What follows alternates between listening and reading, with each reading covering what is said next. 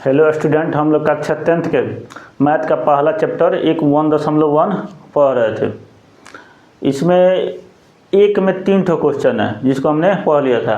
आइए 2 number question देखते हैं। 2 नंबर क्वेश्चन में बोला है दर्शाइए कि कोई भी धनात्मक विषम पूर्णांक। तो देखिए पहले पूर्णांक समझते हैं। ऐसे में हम बताए तो बहुत बार है, लेकिन फिर एक बार और बता दे रहे हैं आपको। पूर्णांक 0 से आगे 1 2 3 ये बढ़ते जाएगा अनंत तक, या माइनस में जाए 1 -2 -3 इस तरह ये कहाँ तक माइनस में भी अनंत तक। तो ये पूरा को आपको क्या कहते हैं? पूर्णांक कहते हैं। लेकिन इसमें बोला है कि धनात्मक विषम पूर्णांक। क्या करना है? धनात्मक विषम पूर्णांक। तो पूर्णांक में हमको किधर जाना होगा? सिर्फ धनात्मक के बारे में करना है। उसके बाद भी कह रहा है कि विषम वाला को सम संख्या विषम संख्या हम आपको बता दिए हैं। किसी संख्या में अगर 2 से पूर्ण भाग लग जाए, 2 से विभाजित हो जाए तो वो सम होता है, और 2 से ना कटे तो वो विषम होता है। बात समझे? जैसे 2 4 6 8 ये सब का है? सम है। वहीं 1 3 5 7 9 ये सब क्या है? विषम है। तो यहाँ तक क्वेश्चन आप लोग समझ गए। उसके बाद बोला है कि विषम पूर्णांक 6³ + 1 या 6³ + 3 या 6³ + 5 के रूप में होता है, जहाँ q एक पूर्णांक है। q क्या है? एक पूर्णांक है। तो यही पूर्णांक पूरा होता है, इसी रूप में होना चाहिए। तो यहाँ पर देखिए 6q जो लिखा है ना, 6q + 1 या 6q + 3। तो इसका मतलब कहा नहीं है, लेकिन कहने का स्पष्ट ई है। यूक्लिड विभाजन एल्गोरिदम आप पढ़े होंगे तो उसमें देखे होंगे कि a = bq + r होता है ना। तो यही b के जगह पर b का स्थान पर 6 का वैल्यू दे रहा है। कि किसका वैल्यू दे रहा है?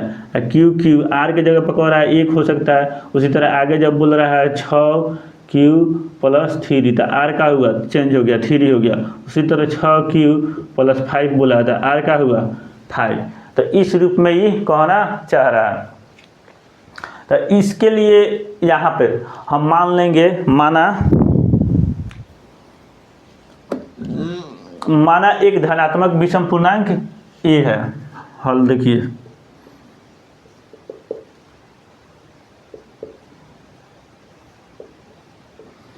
माना कि एक धनात्मक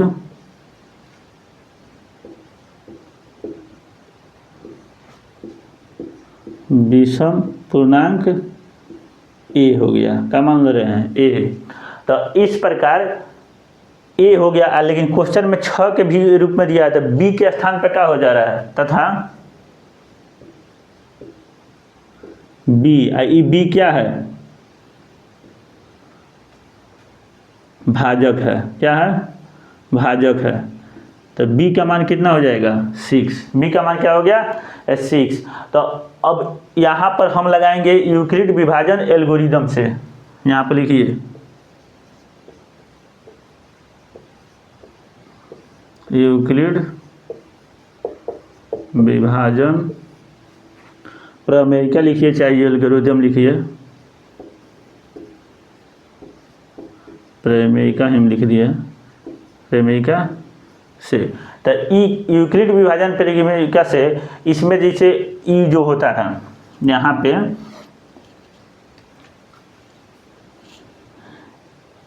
r जो होगा वो 0 से r क्या हो जाएगा?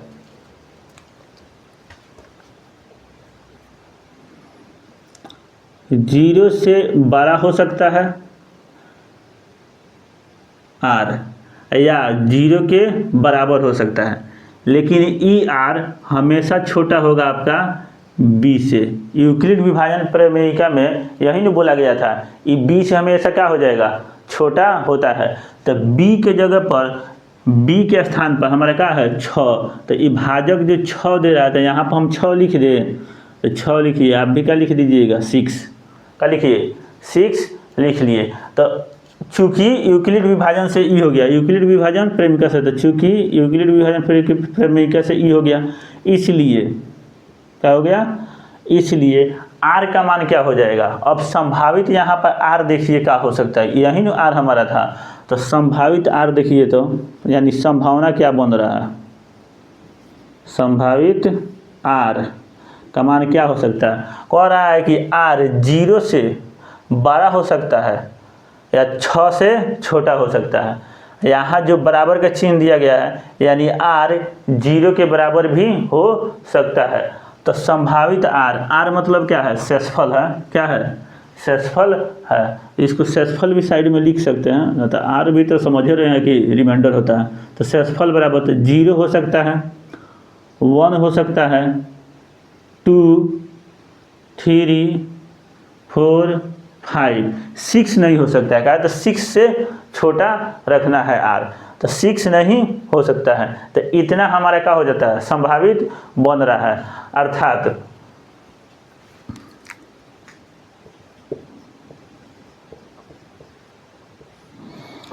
अर्थात ए का जो मान हम लिखे हैं, ए बराबर ई जो माने हैं विषम पूर्णांक का हो सकता है। ए बराबर 6Q, अब प्लस में क्या करना है, आर करना है, यही नहीं था ए के मान के यही बोला है।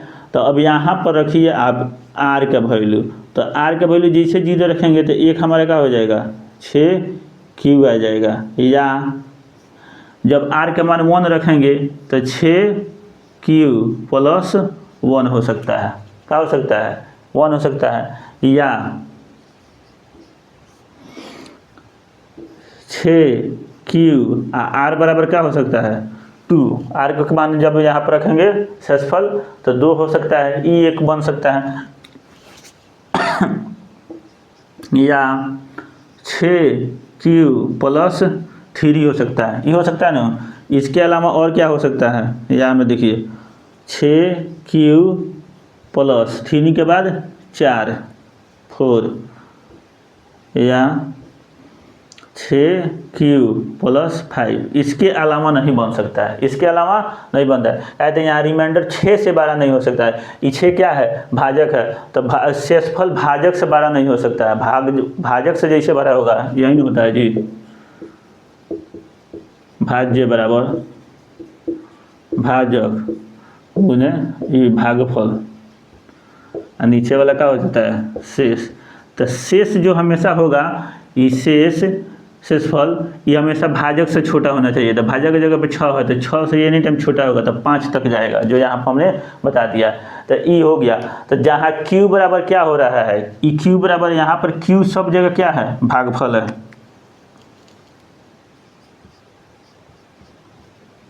जहाँ Q बराबर भागफल, Q बराबर क्या हो गया, ये हो गया भागफल। तो चूंकि ए एक विषम पूर्णांक है, चूंकि ए एक विषम पूर्णांक है, यहाँ पर जो ई लिखा है ए क्या हम माने हैं, देखिए यहाँ पर विषम पूर्णांक क्या माने हैं, विषम पूर्णांक।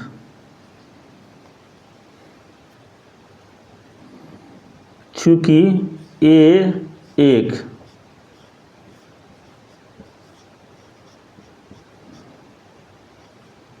विषम पूर्णांक है, इसलिए इसमें से देखिए कौन कौन,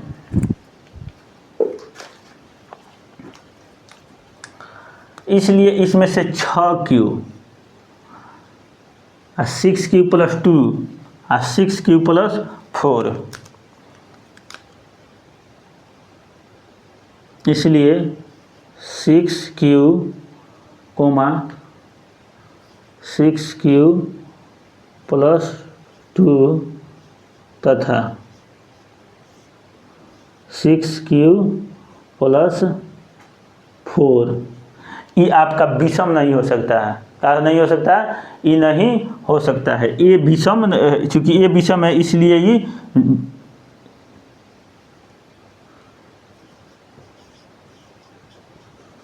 विषम नहीं हो सकता, विषम नहीं हो सकता, क्योंकि क्या है यहाँ पे लिख दीजिएगा पोस्ट में समझने के लिए, ना भी लिखिएगा तो कोई दिक्कत नहीं है, लेकिन लिखिएगा क्योंकि तीनों दो से विभाज्य है, यानी भाग लग जाने वाला है, विभाज्य है, दिख रहा है नीचे जी। हाँ, तीनों दो से ई विभाज्य, तीनों कौन कौन, 6Q, 6Q plus 2, 6Q plus 4, ये तो मिटा दे रहे हैं, इस तो समझाने के लिए लिखे थे, इसका कोई ज़रूरत आपका नहीं है, इधर वाला का भी ज़रूरत नहीं है, ये आपका क्वेश्चन वहीं से बनाना है। तो ई विभाज्य नहीं है, समझ रहे हैं, काय विभाज्य नहीं रहे हैं, आइए यहाँ पर समझा रहे हैं। देखिए 6Q था, एक था 6Q, यही ना 6Q प्लस 2, 6Q प्लस 4। तो देखिए ये विभाज्य कैसे है, नहीं है। जैसे यहाँ पर दो से किसी संख्या में अगर कट जा रहा है तो ये विषम नहीं होगा, सम हो जाएगा। तो दो से इसमें जैसे भाग दीजिएगा तो ये 3 कट जा रहा है, और ये अलग अलग जोड़ में है, तो दो से भाग जब दिया जाता है ना तो दोनों में अलग अलग दिया जाएगा। जैसे 6Q और प्लस 2 है, 6Q प्लस 2 है, तो 2 से ए भी कट जा रहा है 3, और 2 से ए भी कट जा रहा है 1, यानी ये पूरा संख्या पर Q पर आप कुछ भी रखिएगा तो ये भाग लग जाएगा। इसमें आप ना हो तो रख के चेक कर लीजिए, Q की जगह पर 1 रखिए तो 6 कम 6 और 2 8 हो जाएगा, 8 2 से कट जाने वाला है, 2 रखिए Q की जगह पर, 6 दूना 12, 6 2 रखिएगा तो गुना में है, तो 6 दूना 12 और 2 14 कट जाने वाला है, 3 रखिए 6 3 18 और 2 20, कितना 20, तो ये 2 से कट जा रहा है। यानी कोई संख्या इस प्रकार का है, अब जोड़ में है, तो अगर अलग अलग भाग देने पर कट जा रहा है तो पूरा संख्या क्या होता है, उससे विभाजित होता है। तो यहाँ 2 था तो 2 से विभाजित होगा, इसमें भी देखिए 2 से भाग दीजिएगा तो ये 6 कट जाएगा और ये भी 4 भी कट जाएगा, तो इसलिए ये 2 से विभाज्य है। रटने वाला नहीं बता दिए, समझा दिए कि कैसे चेक करेंगे कि 2 से विभाज्य हो गया। तो ई हो जा रहा है आपका 2 से विभाज्य है, इसलिए कोई भी धनात्मक विषम पूर्णांक, अब यहाँ पर लिखिए आगे, इसलिए कोई भी धनात्मक विषम पूर्णांक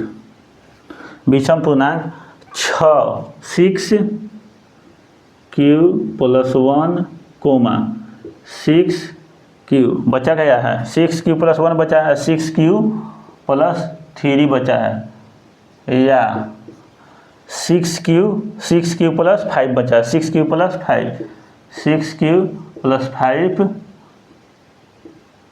के रूप में होगा, कि किसके रूप में होगा, के रूप का होगा क्या होगा, के रूप का होगा।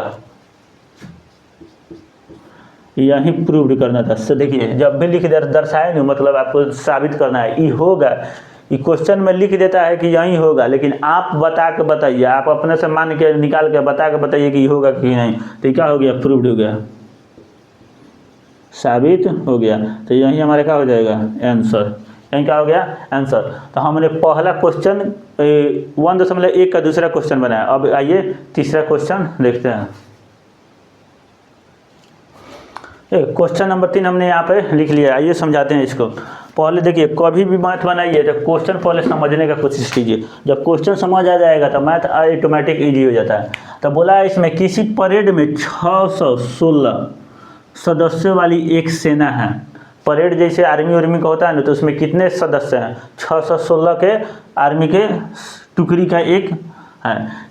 सेना की टुकड़ी को 32 सदस्यों वाले एक आर्मी बैंड के पीछे मार्च करना है। यानी 616 गो सेना है, कितना है 616 गो। कह रहा है कि 32 गो अलग से आर्मी का एक टुकड़ी है, इसके पीछे इसको भी लगा लेना है, किसको 616 वाला को पीछे मार्च करना है। मार्च मतलब चलना, मार्च मतलब चलना। दोनों समूहों को यानी ये 32 वाला को भी और 616 वाले, ये दोनों समूहों को समान संख्या वाले स्तंभों में मार्च करना है। जैसे लाइन का पंक्ति बनता है, जैसे हम लोग प्रार्थना कराते हैं तो एक पंक्ति, दो पंक्ति, तीन गो पंक्ति, उसी पंक्तिया को स्तंभ बोला जाता है। क्या बोला जाता है? स्तंभ। देखिएगा परेड जब होता है तो आर्मी वाला एक पंक्ति में ही चलेगा, तो अगिलका वाला इस उसके आगे साथ बराबर चल रहता है, तो उसी को स्तंभ कहता है।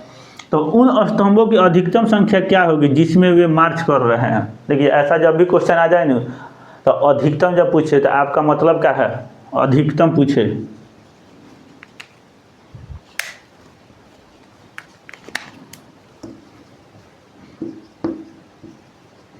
अधिकतम लिख लीजिएगा। ये अधिकतम जब भी पूछे तो आपको HCF निकालना है, यानी मौसा निकालना है। कब निकालना है?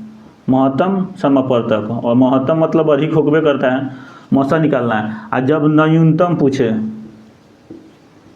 जब न्यूनतम पूछे तो LCM निकालना है। LCM लघुत्तम समापर्तक का निकालना है, लसौ लघुत्तम समापर्तक निकालना है। बात समझे? याद रखिएगा। तो इस तरह कह रहा है कि आपका कितना एक पंक्ति में अधिक से अधिक कितना संख्या रखे, वैसा वैसा कितना पंक्ति बनेगा। बात समझ गए? क्वेश्चन समझ गए नहीं? एक पंक्ति में जिससे पंक्ति बनेगा तो इसमें कितना अधिक से अधिक हम संख्या रख सकते हैं, तो इस प्रकार के कितना पंक्ति बनेगा। तो ये पूछ रहा है अधिकतम संख्या क्या है, उन स्तंभों की अधिकतम संख्या क्या है जिसमें वे मार्च कर सकते हैं। तो अधिकतम यहाँ पर देखिए अधिकतम स्तंभ पूछा है। क्या पूछा है? स्तंभों की संख्या, यानी ई लाइन में पूछ रहा है कि ऐसा लाइन कितना होगा। तो एक लाइन में सबसे अधिक जितना रखा जा सकता है उसी के हिसाब से लाइन तय होगा। तो लाइन हमको निकालना है, तो HCF क्या करेंगे? निकालेंगे। आइए इसको बना रहे हैं।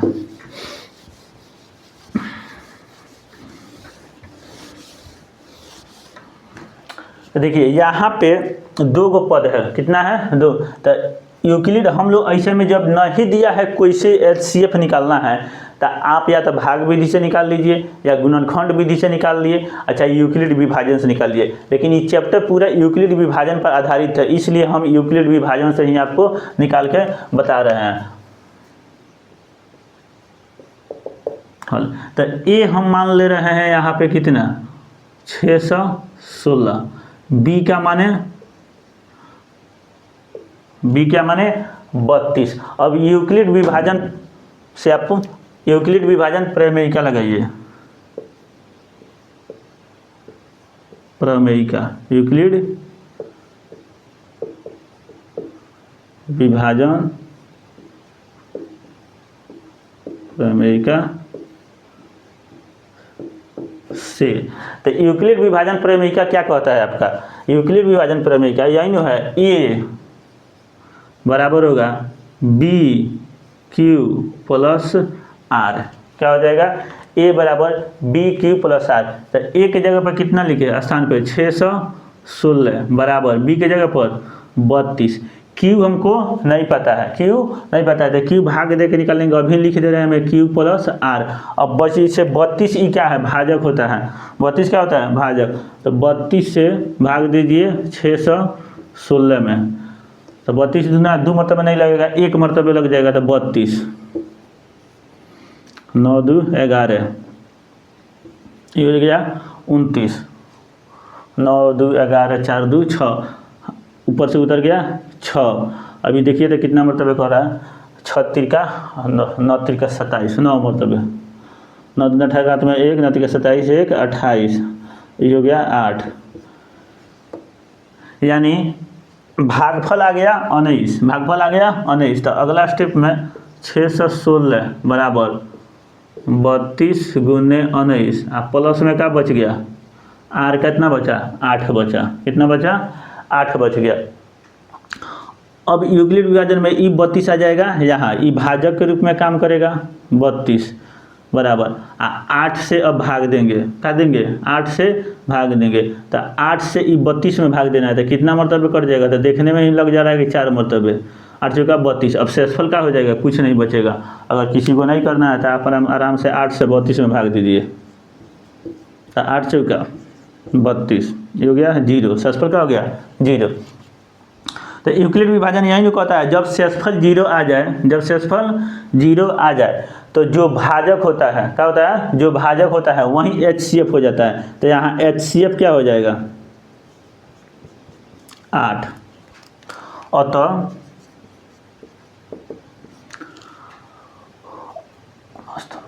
अतः स्तंभों की अधिकतम संख्या, अतः स्तंभों की